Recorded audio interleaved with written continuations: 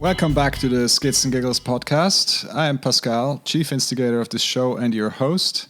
I'm joined by my co-host and the resident engineer, the yin to my yang, the Snoopy to my Woodstock, Bryson. How's it going today, buddy? Hey, Pascal. It's going good.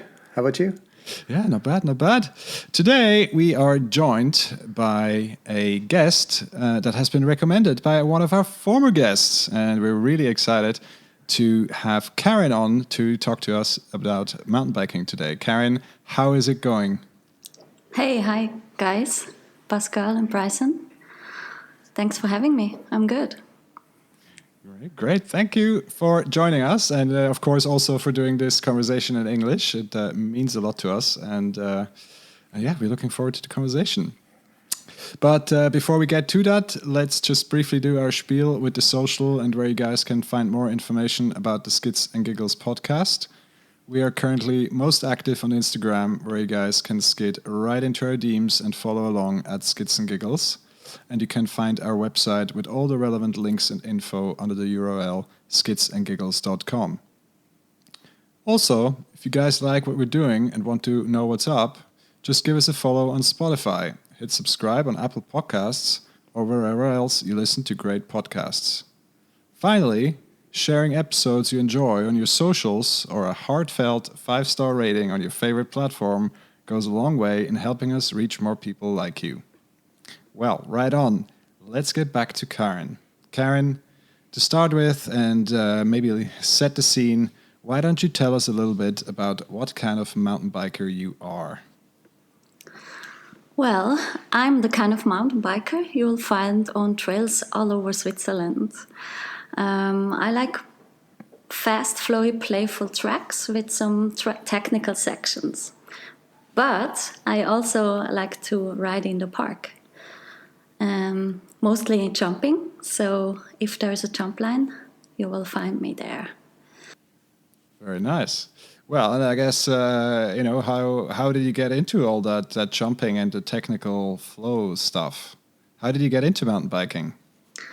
Well, I got into mountain biking very late. It was when I was 27, back in 2006. But I have always been into freestyle sports. So I started skateboarding when I was 5. And then, of course, as soon as snowboarding was a thing, I had to do that as well. And then I was very into wakeboarding and surfing, wave riding. And eventually, surfing led me to mountain biking, actually. How did that happen? I mean, it's not quite so related. It isn't.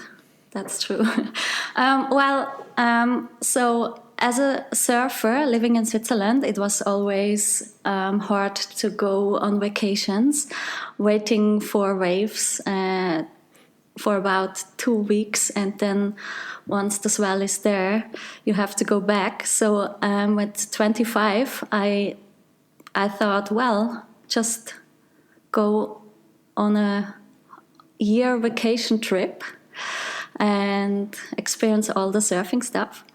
So I took time off, and traveled the world. Started in Hawaii, Fiji, and ended up in New Zealand.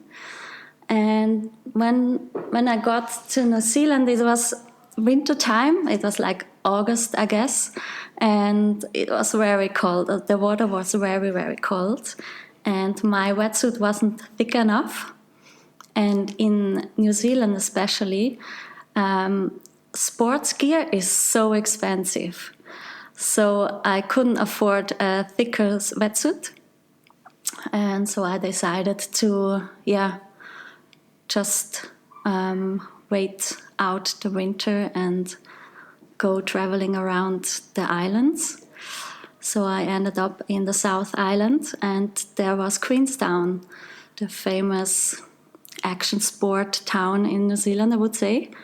And I saw that you could actually rent a bike, which was a Kona Stinky. And yeah, then I went shuttling, and that was my first mountain bike experience. And from the day afterwards, I knew that I wanted to, go into that sport once I'm back in Switzerland. So you sold all your surfing gear in New Zealand for a lot of money because it's so expensive, Yes, and bought a mountain bike, which is obviously a super cheap sport. true. Yes. So yeah, first when I got back, I had to find a job and had to save some money. And with my first savings, I bought a bike. Yes. What drives you riding today? What inspires you to ride today? Well, mountain biking inspires me because I could do it actually in Switzerland, right? So I don't have to travel overseas to go on like surfing.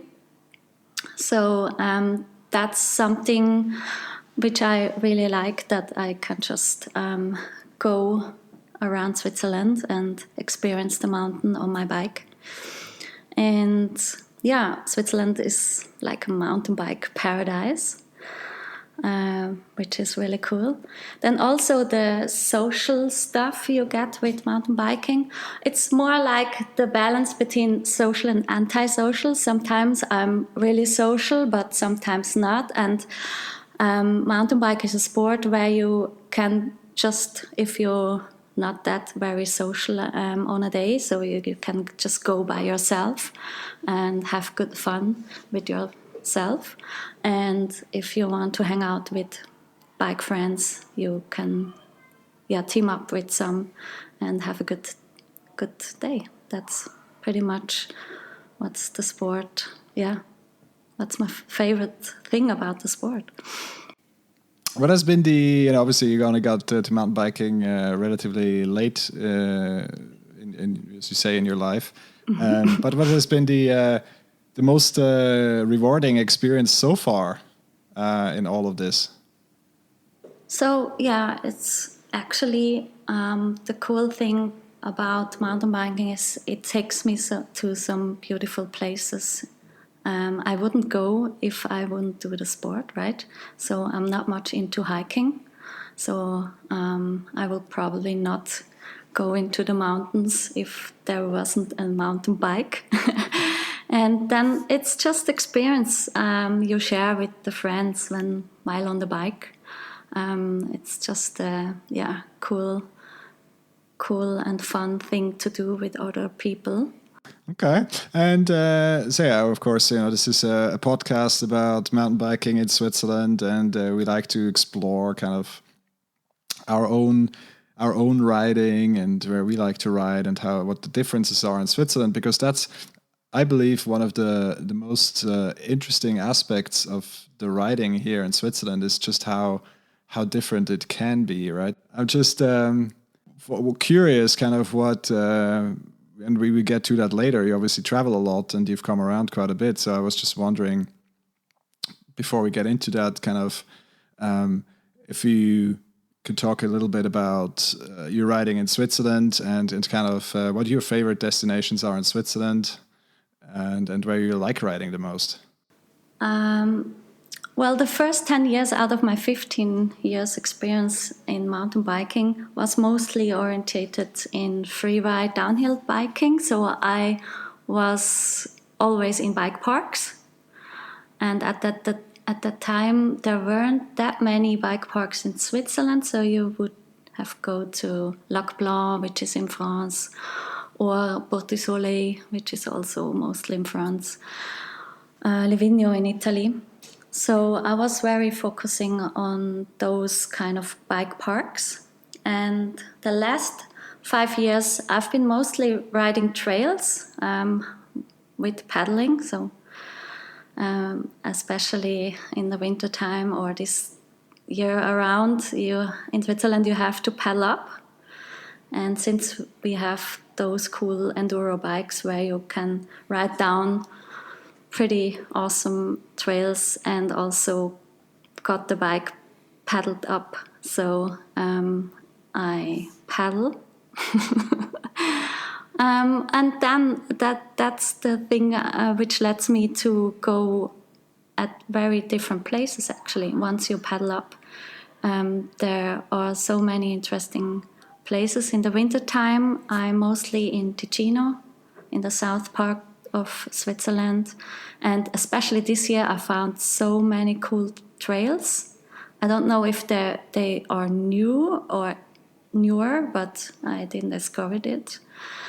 And also Wallis. Valais would be something which I really like to go, mostly on vacation, because from Zurich it's a little bit more, it's further away than, for example, Ticino, where you have like the tunnel. So you have to go through the mountains either by train or up the Pass. the pass, yes, Or around. or around the Autobahn.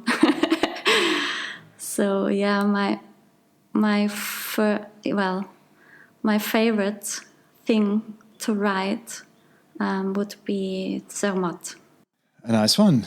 A theme on this podcast. We've had quite a few conversations about Zermatt, so Yes. we're gonna just spare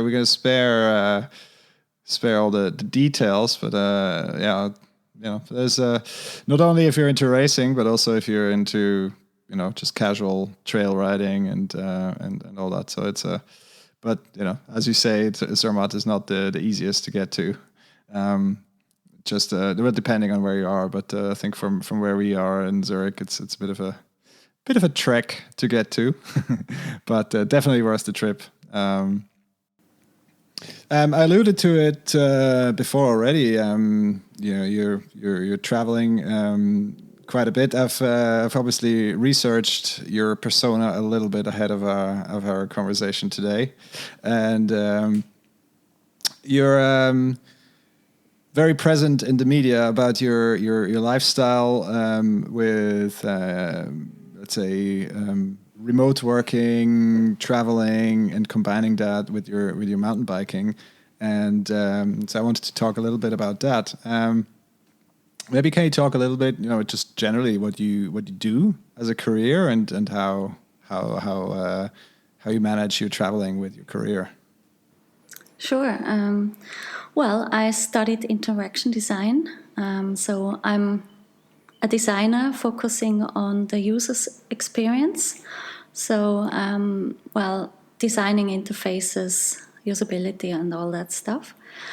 And 8 years ago, I co-founded a web agency with some of my friends, and now we are a team of 7 already. And we basically we are based in Switzerland and Germany, and are focusing on designing and developing customer websites and web application for mostly enterprise clients all over Switzerland, and some of them are in Germany. And as you mentioned, our team works remote, not just because of the lockdown and the home office COVID stuff we have all experienced the last couple of months. We work remote since we founded the agency. And our team is distributed all over Switzerland, Germany, and one of our team members actually works and lives from Bangkok. He's German, but he works in Bangkok at the moment. Wow. And since we are a company where it doesn't matter where you live, because you can work from everywhere, I can travel all over the world and work actually wherever I want. Yeah. Very nice. And it's just from the perspective of someone with a very traditional job, let's say, or job profile. How do you manage, working from anywhere in the world, which obviously includes time zones, which includes client deadlines. How do you manage all of that and still find time to ride? That's actually really tough because once you're abroad and in another country or place or even time zone, everything is new and you want to explore stuff, but also you have deadlines and you have to work.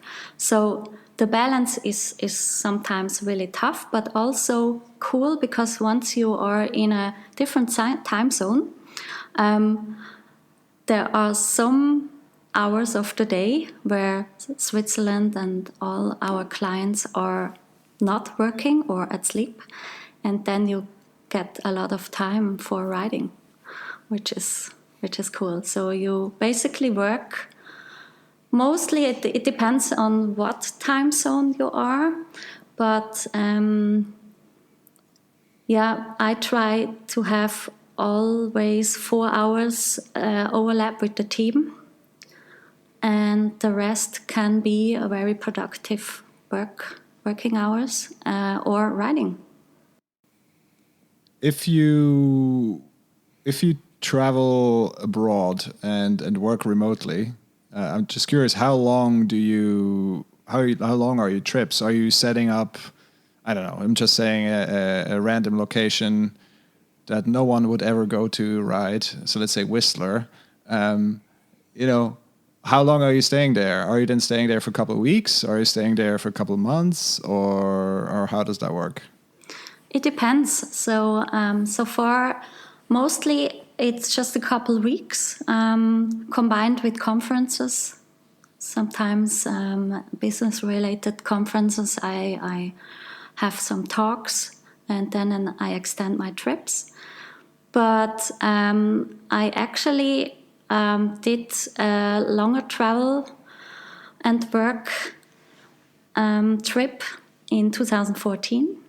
I've been traveling mostly South America and Australia for surfing, and that was about 4 months, which was quite a cool thing, but also exhausting because you always have to manage, the time zone and what to do, and you also want to see or go surfing. And regarding time zone, everything regarding Asia or Australia, where people are upfront, it's easy. But if you are behind, for example, Whistler, which I also have been, with -9 hours, it was very, very exhausting to catch up because you are always a day behind or more than a day behind. And there was one year in 2016, that was actually my first time going to Whistler. And it should have been only a vacation trip. So I was very spontaneously and booked a trip to Whistler because it was so spontaneously. The flights were very expensive, so I chose a flight within a time frame of 3 or 4 weeks. So I could manage to have a little bit cheaper flights. So I knew that I would go to a vacation trip, work trip actually. So there was planned to go 2 weeks for vacation, and before that I should have been working from Whistler, and it accidentally ended up to be 2 months. What a horrible trip. accident. Yeah, exactly. So I was so stoked about Whistler that I decided to not go on my flight back and just stayed another month. Nice. Very good. Yeah, no, I mean, we've so my better half, she's from Vancouver, so we were very familiar with the time zone difference to there, and we've tried in the past, or my better half has tried to work Zurich hours during while staying in Vancouver, and that is brutal. Yes. But yeah, it was during a family holiday, so not a riding holiday or anything else. So, but yeah, it's very tough. So, which is why I'm curious how you manage kind of time differences and stuff like that. Yeah, well, it also was very tough because once you are in Whistler, everyone around you has vacation and they are riding all day. And I had to work. So, and sometimes I had meetings. Almost every day I had meetings, and meetings started after 10 p.m. because because of this time difference. So I would work until 5 p.m. In summertime, the Whistler lifts are open until 8, so I could ride a decent amount of hours, like 3 hours was pretty cool every day. And afterwards, you obviously go for a beer. And then I had, at 10 p.m., I had to tell my bike friends, well, have a nice one. I have to go work. Nice, with a couple of beers in your head. Yes, which was really, really tough. And also, while I was working, everyone texted me, hey, when are you coming? I'm there. Let's meet. And it was very tough. As a mountain biker, being in Whistler and having deadlines and working for clients was a mental toughness. Oh yeah, it's an exercise. It's an Yes. exercise in mental toughness, that's for sure. But in all of this traveling and working at the same time and mountain biking, what has been the best experience so far? Well, the best experience was actually Whistler, I would say, regarding work, travel, and mountain biking, because it was, except of the struggles and the mind exercise, it was really cool to have like a whole working day, and then afterwards you get some couple decent hours in the park. And yeah, Whistler is one of my favorite bike park anyways, since I have been first time there. So yeah, that would be my best and worst experience, I would say. Oh, and the worst. That was Yes. that would have been my next question. It's like, okay, well, it can't be all good and easy and easy street, as Bryson would call it. But what was the worst so far? What is the hardest in terms of managing your riding and your work and traveling? Well, the hardest is that once you are in a different country and you're working with your laptop, you're always looking out for proper Wi-Fi. And so you would choose maybe a good Airbnb, which has a proper Wi-Fi to get all your stuff done. But then once you got a decent Wi-Fi, there is lunchtime. And lunchtime would be, okay, where do I eat? And if you are working from home, you don't have to decide where you eat. So you know everything. So you go on your favorite places or you cook something in your kitchen. And once you are traveling and working, there are all those decisions you have made. It seems not quite of. It seems not that it's a hard thing to do at home, but it can be a struggle once you're not in your hometown. And then, if you have your mountain bike with you, there is the need to go and explore the trails. And as I said, it can be the best experience, work and travel, but it can be very exhausting because of those things, the decision you have to make, or the meetings you would actually miss. Especially when I was in Whistler, with minus 9 hours of time difference. You would go to bed, check your emails, and you would know, okay, I have to get up maybe at 6 or 7 o'clock because there is a client meeting. But while you are sleeping, maybe your client decided with your team that the meeting will take place an hour before you thought the meeting will be. And then you wake up and you see, oh, there's a meeting going on. So it happened actually that I woke up, watched on my phone, saw that there is a meeting going on, and I went straight into the video call without camera for sure, but I was very sleepy. But you got it. You got it done in the end. I got it done. Yes. Very good. But yeah, it's a funny thing you mentioned is because Bryson and I, we had a conversation the other day when he moved. So Bryson moved to Bern, so he's not in Zurich anymore, and we were talking about moving and exactly about those things that you describe with finding your way around a new neighborhood. It's just until you figured out where you get your food and where you get your whatever laundry done, depending on where you live. So we used to live in London for quite some time, and there would always be for kind of my checklist when we moved to a new place would be kind of like, okay, where can I get my shirts done? Where do we get the food? How do I get to work?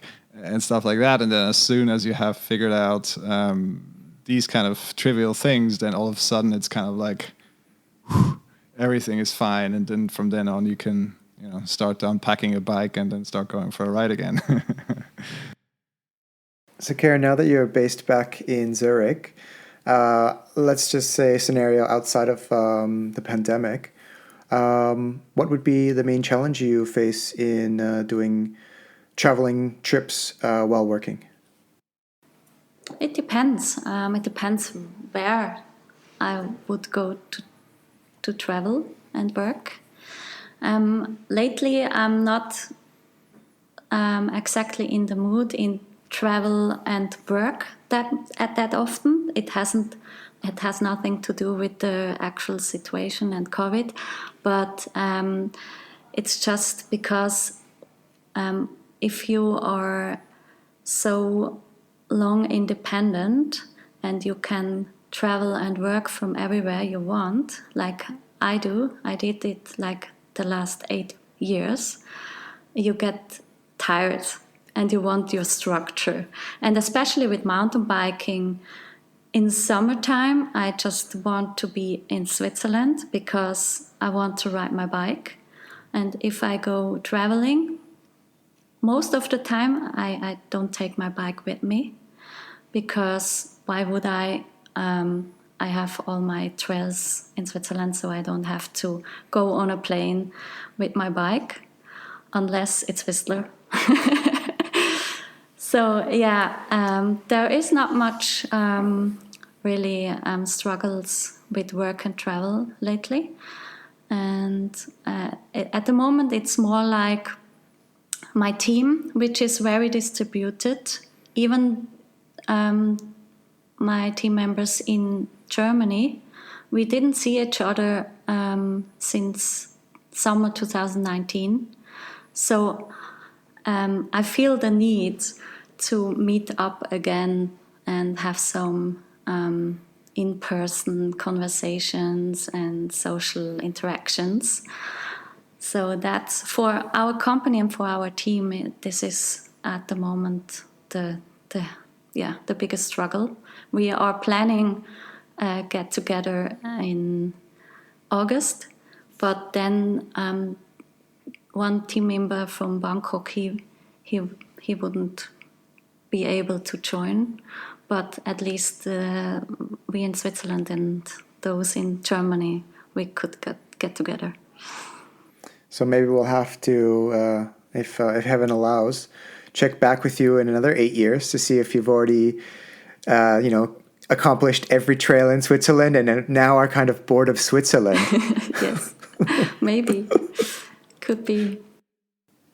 Speaking of work, India, you said or talked about traveling and mountain biking together, but have you ever managed to combine your work as an interaction designer with the mountain bike industry?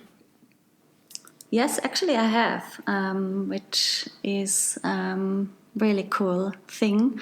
Not as necessarily with my company. So within my company, we are mostly focused on the bigger brands here in Switzerland, very enterprise clients. But on a personal perspective, privately, as a side project, I'm working with Santa Cruz Bike Switzerland. So that would be Trailworks, the distributor of Switzerland. So the last 5 or 6 years or so, I've been working with them. And as a user experience designer, I had this interesting project where I could do or design a new concept of the Santa Cruz configurator, which is on santacruzbikes.ch. What is the Santa Cruz configurator for people that don't know? Of course, we're gonna put it in the show notes, but what is the basic premise of the Santa Cruz configurator? Well, first of all, the configurator has been around quite some years, actually. I think plus 10 years already, even before I laid hands on. So what is it? The main purpose of the configurator, it's a website where you could go choose your bike, and the main purpose would always be a tool for Trailworks itself and the bike shops, so that they can order and manage bikes through that configurator. But also riders can use the website to see what bikes to get. So depending on the bike model, there are several options to choose from. So you could go to the website, first of all, decide what wheel size you want to ride, or if you want to ride more a gravel bike or a mountain bike or even a downhill bike. And once you've chosen a bike, there are other things to choose from. So maybe you would choose the frame color, the size, most importantly, the frame kit with all the parts. And in the end, you have this configuration of your maybe new bike, and you see the price and also the weight. It's actually more like a calculator than a configurator. So you just calculate how expensive it would be and how light it would be. Yes. And then once you did that, you are able to save the configuration within a custom link. And you obviously could access later and see what you want to buy or modify it again, or even share it with friends. So the link would always show your bike you want to buy maybe. And eventually you can send the link to your closest shop dealer, and they can, within the link, order your bike from the warehouse. Okay. I mean, obviously, customization or configuration has been quite a theme and a topic on this podcast already. Does it? So, how far does the customization go? You mentioned, build kits and color, but are there also like, we know our dear friend James. He's a big fan of the stem and the pedals and the wheels and all this expensive stuff. So is there degrees of freedom how you can pick those pieces as well, or is it just like a standard kit and it gives you the price with the relevant weight? You can only choose the standard kits, and if you want to deep dive into customizations, you are always able to just order the frame set and build up your parts you want to have, even by yourself or with your bike shop. Okay, it's going to be the next iteration of the configurator is going to be the fully custom Santa Cruz build.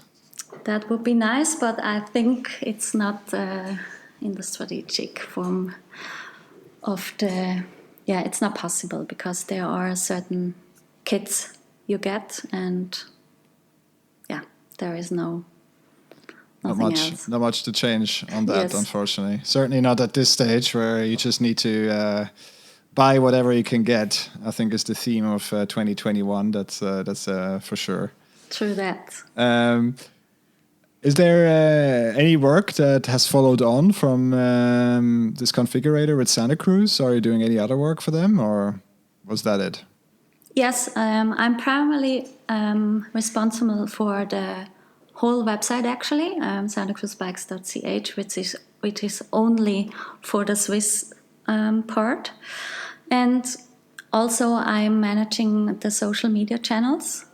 On Instagram, it will be Santa Cruz Bike Switzerland, Santa Cruz Bike Switzerland, and also the Facebook channel.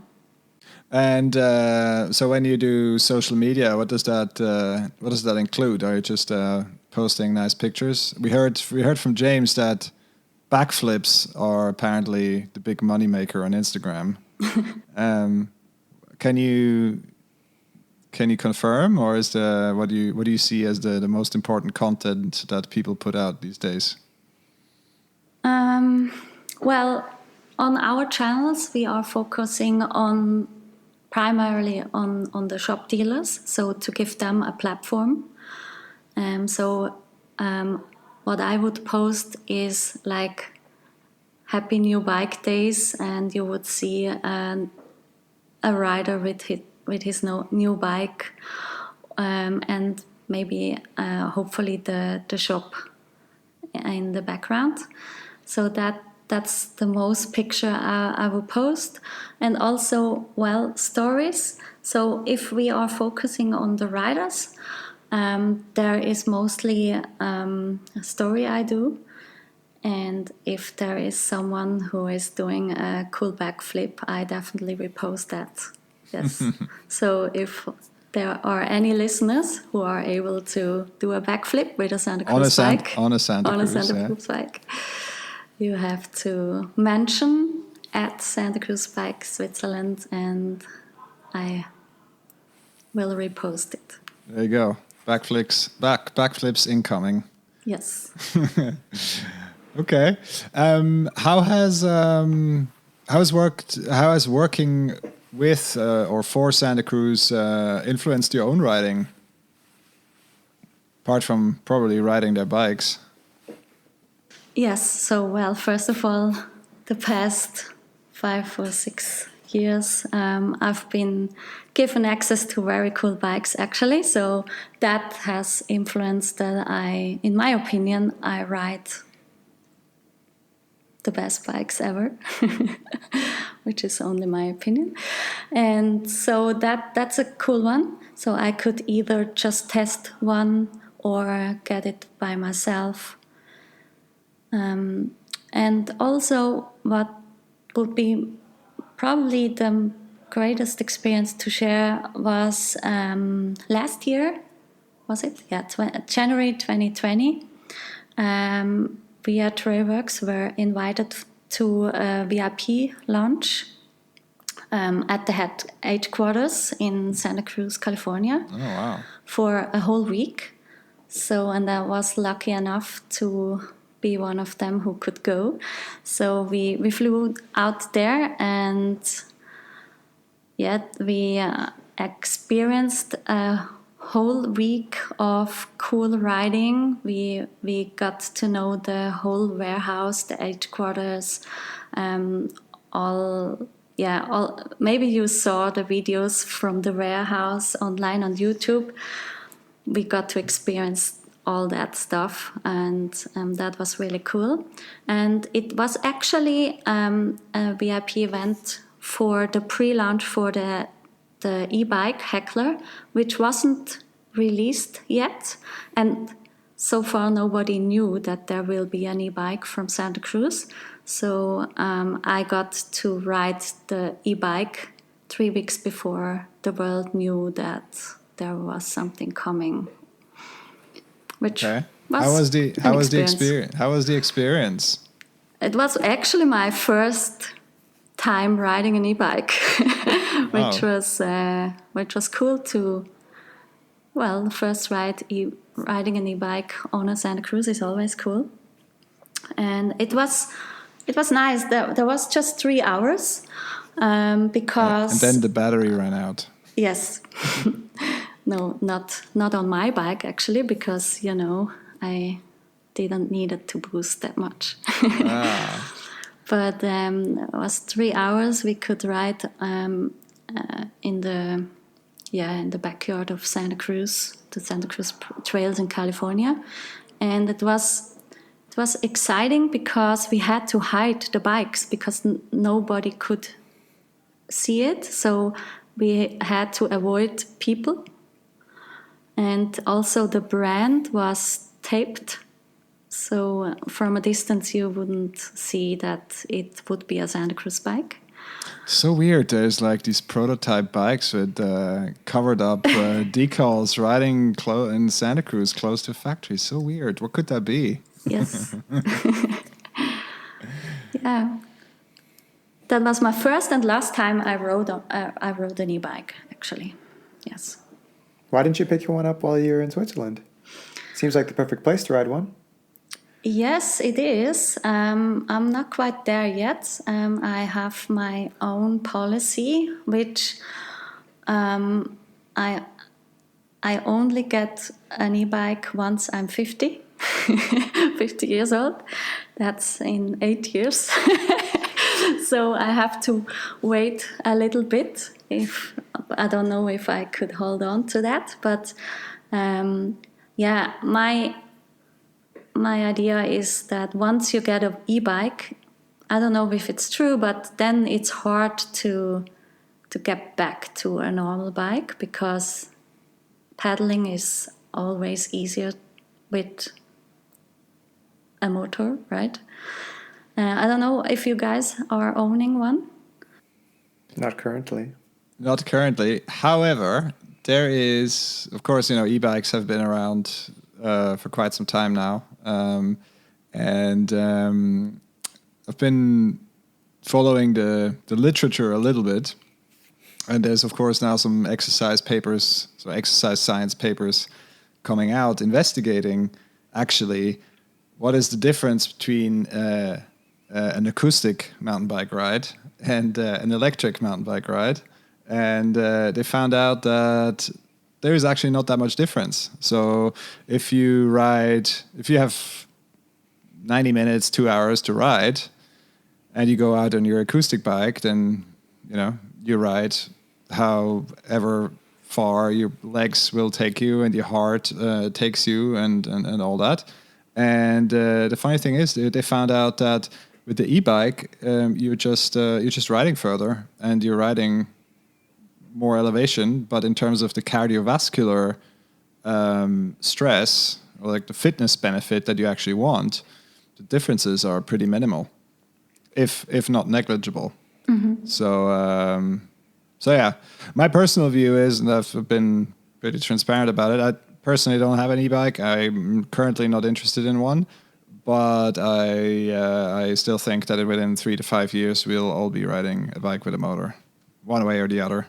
And what is currently coming out in the market, if you follow the press a little bit, what Specialized has been putting out, what's coming in the next couple of months, I think that is the first signs of what's to come, and I think that's the way to go in terms of e-bikes and does everything need to be like a motorbike and weigh like 30, 40 kilos? Probably not. Is a little bit of assistance and a little bit of battery and a little bit of everything, is that good? Probably. Am I keen to try it out? Yeah. Do I want it right now? Not yet. So the price is still too high, and certainly for what's been coming out recently. So, but yeah, I'm keen to see what the market does, and because at the end of the day, the market is always going to be right, and where things are going, and we'll see. Mm-hmm.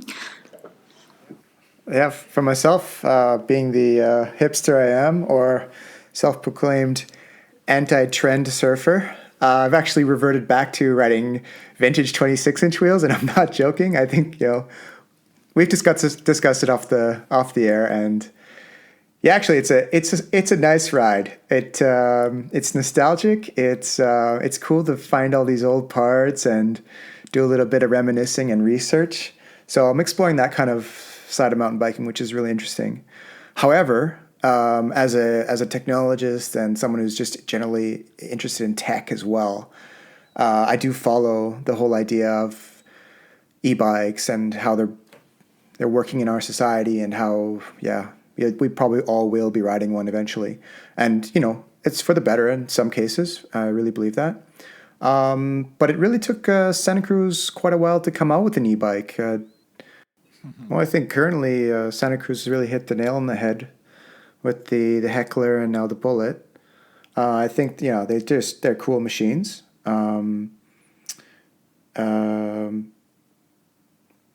So being in the marketing side of the business, have you seen any changes, or what changes have you seen from the past when Santa Cruz didn't have an e-bike to now when Santa Cruz had an e-bike, or has an e-bike? Or two, actually. Yeah.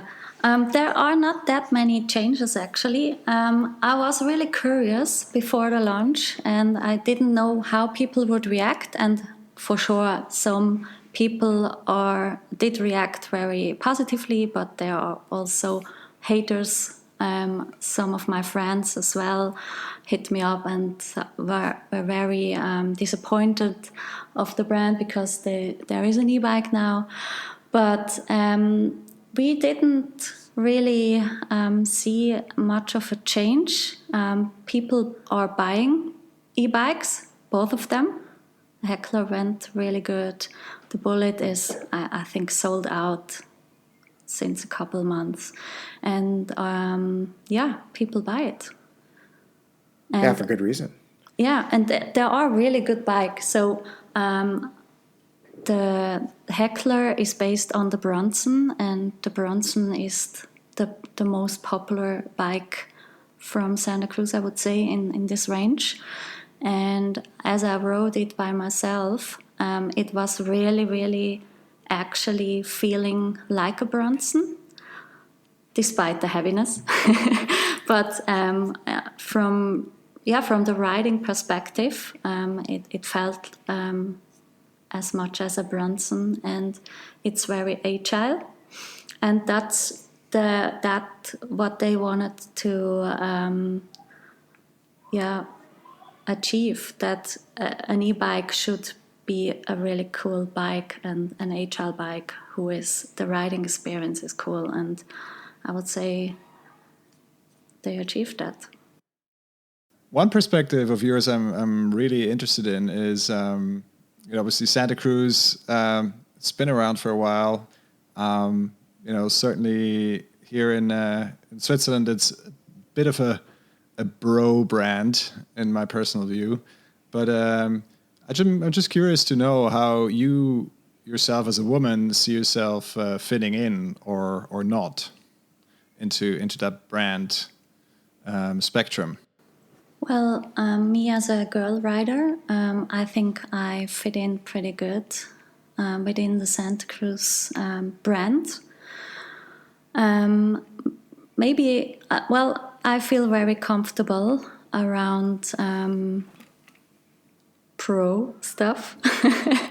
if you would say it, because I surround myself within an environment, even if it's business or in my hobbies, it's always been, I would say, man-orientated environment, which I don't have problems with that. I like that. And especially as a woman riding a bike, it doesn't matter that much if a brand is like orientated for girls or for men. But generally, I mean, I've taken Santa Cruz as a poster child. There's plenty other brands that play on the exact same themes, etc. That leaves the last question from my side when it comes to Santa Cruz and all this bro stuff. Is of course Santa Cruz has its own brand, the women's specific brand, Juliana, and. What's your perspective on that? Do you think there is a niche for, I wouldn't even say women specific, I would say it's kind of weight and riding specific setups basically for bikes. What's your perspective on that? Yes, I would say there is definitely a market for women or female focused bike-related stuff, and as Santa Cruz has done it with the brand Juliana. And I always look at it on a marketing perspective, and if you have like this pro kind of Santa Cruz orientated voice over Instagram, you probably don't reach most of the girls or most of the people, not all of them. And so if you are creating a sub-brand, in this example, Juliana, you can focus and communicate differently with your target group. And I think that's the reason why such concepts are created. And what I observed, I wasn't within the process of the Juliana, but what I observe from the outside as a female rider is that most of the female rider are really feeling comfortable within a female group to support each other. It's more like a community. And I think that's what their brands are trying to create, a community. It doesn't relate for me because I'm not really a group person. And as I told you before, I struggle to connect with women since my childhood, especially if there is a group of women. I would rather go to the group of boys. I don't know why, but it's not my natural. So that's why I'm personally not the target group of such concepts. But I think there are many other girls who are really looking forward to being together, encouraging each other, and have a good time without the bro stuff.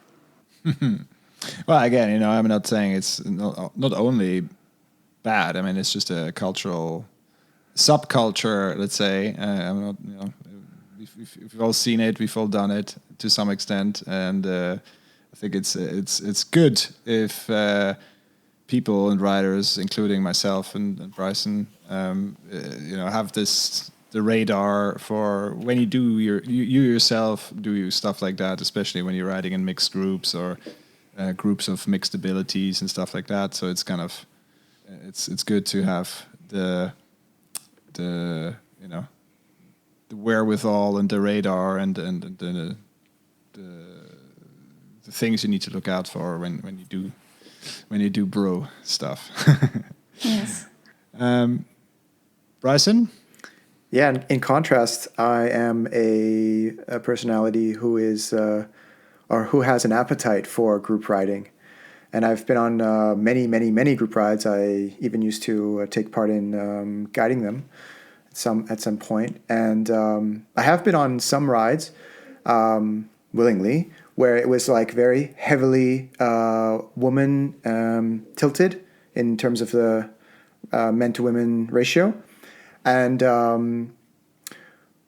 what I did notice is basically it's basically the same. You just don't get sort of that kind of a bravado, or like the kind of the quote unquote bro feeling. But they're still pushing each other. There's still the like overcoming the challenges, sense of accomplishment. Basically all those things, except for that like one tiny element, the bro element, that kind of makes it like man, I guess. Mm-hmm. So I can see why Juliana as a brand wants to use that voice to speak to women specifically, because it really is like, once you just remove that one element, it's basically the same. Just there's that one distinction. It's really funny. So kudos for Santa Cruz and Juliana to put that out there and kind of influence that and support that. That's my sense. But on the flip side, Karin, maybe you can tell us something you don't like about the industry. Well, first of all, regarding clothing for female riders, there is the thing. It has been already when I was skateboarding. Back in the 80s, 90s, there were no clothes for female riders because I don't know why, but in the skate shops you had always to wear those men t-shirts. And well, in the bike industry it has changed. We have a lot of cool modern nice clothes for female, but in terms of colors they are always the same. They're either blue, pink or purple.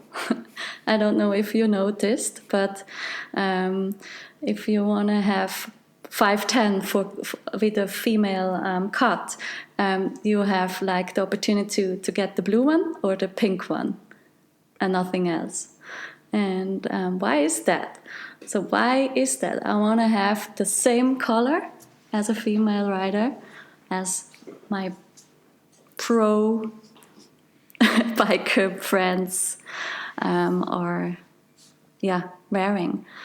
So that's probably something the bike industry could improve, in my opinion. I don't know if it's actually a need for other girls, but it's really funny, because my bike friends sometimes they tell me that I'm a little bit of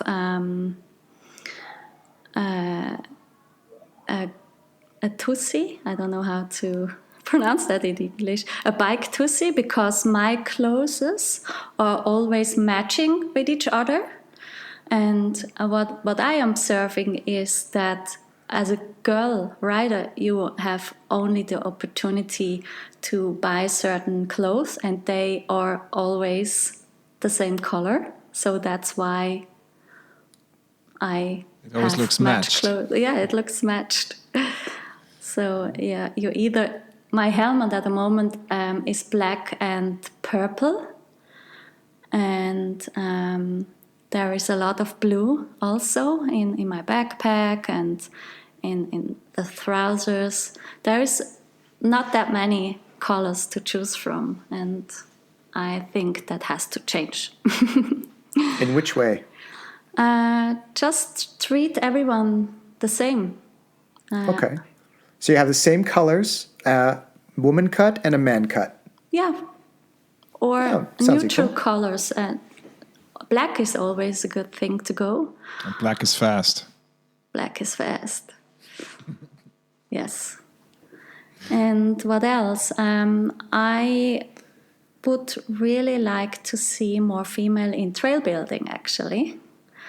Because I think trails and bike parks would be more diverse, fun, but safe to ride for everyone if there were more women involved. And why is that? Because it's just my theory, but I think it lays in the nature of a woman. We have the ability to think about everything and everyone, and a girl or a female trail builder would only build and design a trail which is for kids or for not that or advanced rider, but also beginners.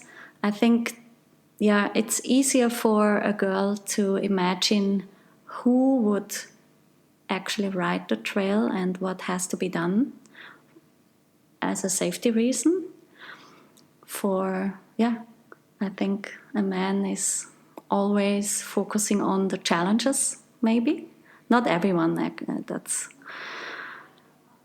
a little bit, in general, but it could be. It's a good one. We don't see many female trail builders, that's for sure. Yes. So if you out there, a female trail builder, like building trails, we want to talk to you. Yes. I definitely know one in North Vancouver, but we can pick it up later. Okay. What's your opinion about trail building and how trails are built these days?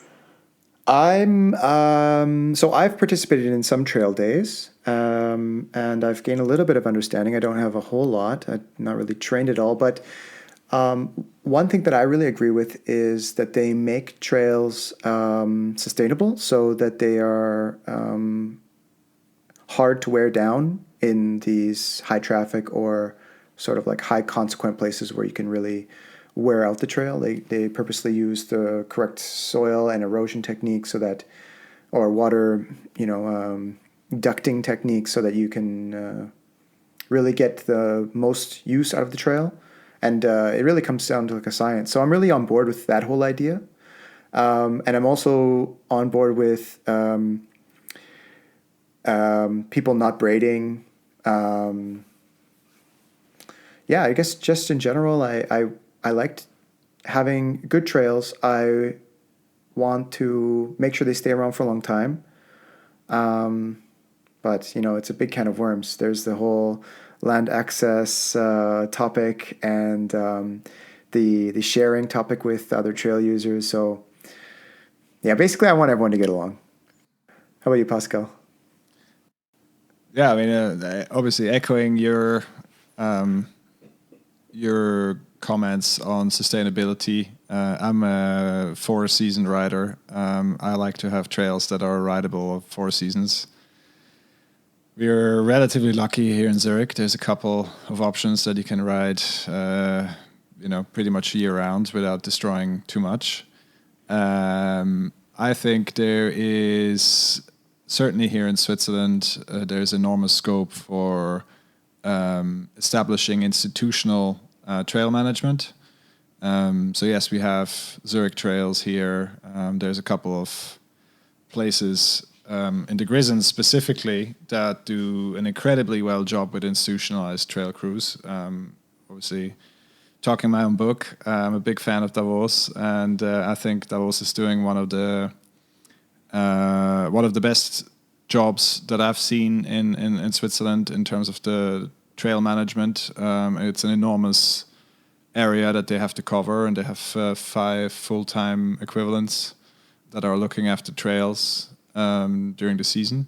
So, simple stuff like building drainages, fixing corners, fixing little bridges and stuff like that. Unfortunately, outside of the, let's say, tourist-interested areas, there's not much of that happening. So here in Zurich, you have the 2-3 official trails, and everything else is kind of in this semi-tolerated, legal, whatever you want to call it, space. It's not managed, it's not sustainable, It's everyone does what they want as long as they're not getting caught, and as long as nothing happens, that's fine. Unfortunately, I think there's always scope for people to work together and for consensus solutions. Finally, before I get off my high horse, is I believe the distribution of trail difficulty needs to be improved, especially at the current stage where you have an enormous amount of people coming into the sport. If you look at, if you have, say, 10 trails available in a destination, and if you look at the distribution of the ability of riders, then it cannot be that the majority of those riders are advanced riders. So that would dictate that the majority of those trails should be blue trails or beginner/intermediate trails, couple of advanced trails, and only 1 or 2 out of 10 trails should be expert trails. And I think we are, in terms of the relation, but I think we are far away from that, let's say, ideal state. And that would help with, managing traffic, with managing where people ride, how they ride, when they ride. And that would go a long way in avoiding conflict and avoiding land access issues and all that sort of stuff. If I may, I do want to challenge your horse statement.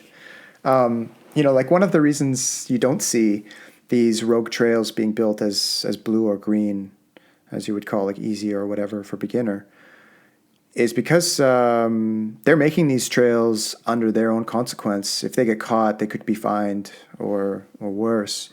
And then it's so quick for a trail that's not easily hidden or maybe ridden so fast to be discovered. And when that trail's discovered, your hopes are up for completing your trail, completing your project, and really creating what you set out to create. And if you created it as a blue trail and you have now an enormous amount of traffic, then now it's so obvious to the state, and they shut it down real quick, and all your effort was for nothing, maybe even before you finished it. Oh yeah, no, I'm not saying that to get my utopia, there's obviously a couple of things that need to happen, and exactly that, what you're describing is obviously one of those elements, right? So you need to have, to take your example, you need to have enough blue trails that people stick to the blue trails, so you can build a black trail, and then you don't have enough. Then you're not getting overwhelmed by the traffic on the black trail, because only people for black trails are riding the black trail. And then, so there would have to be something in place beforehand in order to, I know it's a chicken and egg catch-22 kind of situation. I am fully aware of that. I was just describing my utopia. Just let me be in my utopia. Please invite me. All right. Time's up. So we would like to close out the show with a couple of questions that we ask all of our guests, if that's okay.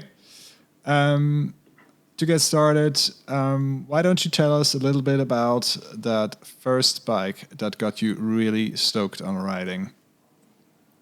Well, my first bike, it was not my first bike, it was my second bike actually, but it really got me stoked. It was a Specialized Demo 7 in 2007, and I think it was the first free ride bike with a single crown 180 millimeters, the RockShox Totem. And it felt really, really playful. I got to experience all my super huge jumps with it. And I would say in hindsight, that was at that time my most exciting bike for jumping. And I remember my first a bigger jump. It's not a big jump now, but then it was definitely my first big jump. That was in Gurten, the road gap we have there. I don't know if you In Bern. Maybe Bryson, you live in Bern now. It's not a road gap, but those days I called it a road gap. It's a jump over a path. Yeah. If you pre-jump it far back enough, which is possible on some lines, it definitely feels like a road gap. You're going quite a distance, yeah, because you can collect some speed. True. So, and when I first started out biking, that for me was a huge jump. And afterwards, the road gap, it's a drop in Châtel.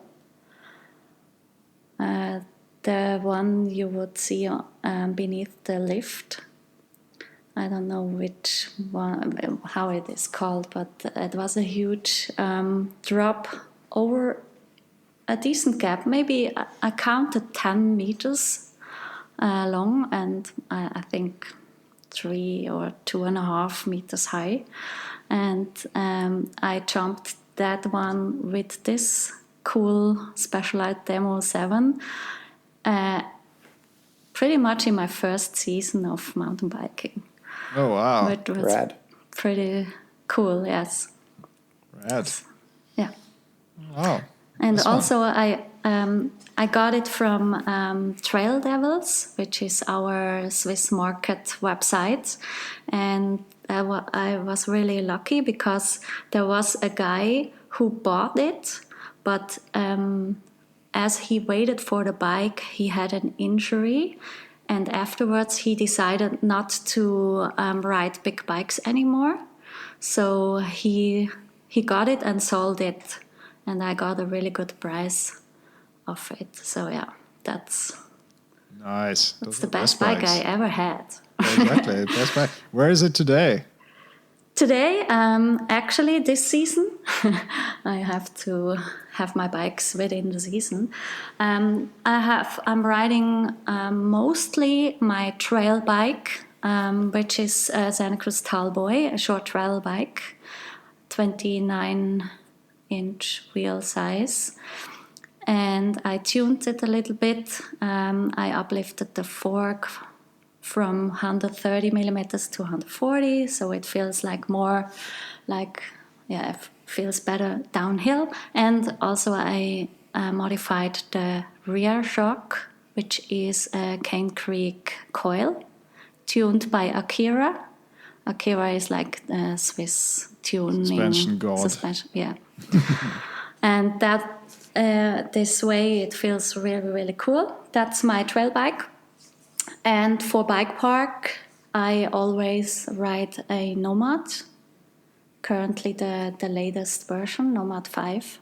I just got it, so I only rode it once. And I used it to clear all those new jumps of the new Höckler trail we have here in Zurich. Ah, Nice. nice.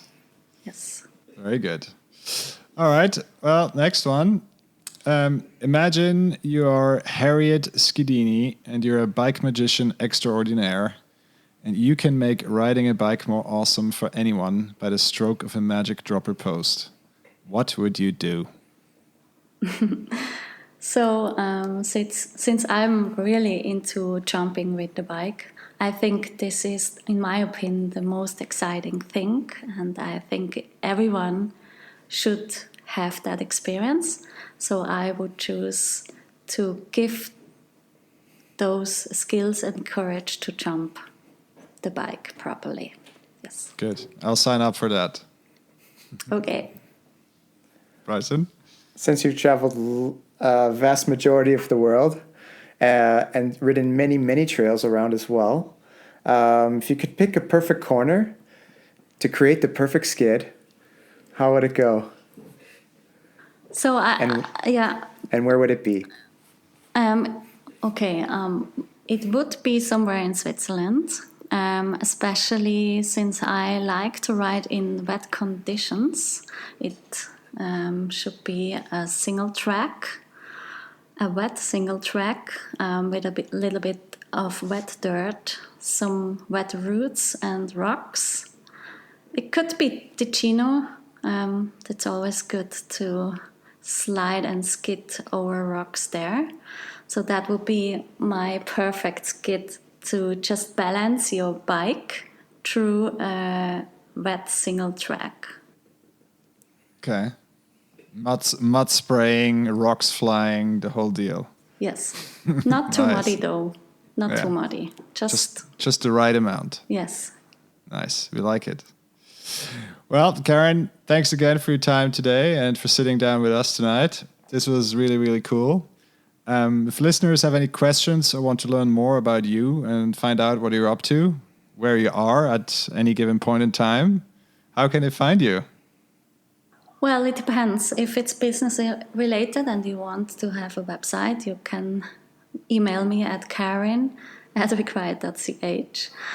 If it's bike related, you could email me on karin@trailworks.ch or just follow me on Instagram, which is at Karin, like K-air, like airtime, I-N. Nice. I like it. Very subtle. All right. Well, thanks again. This is super cool. I hope to see you soon. We're not too far away from each other, so I'm hoping we're getting out for a ride very soon. Bryson, good times as always. Thank you very much for your time as well, and talk to you soon. See you. Yes, thanks. See you.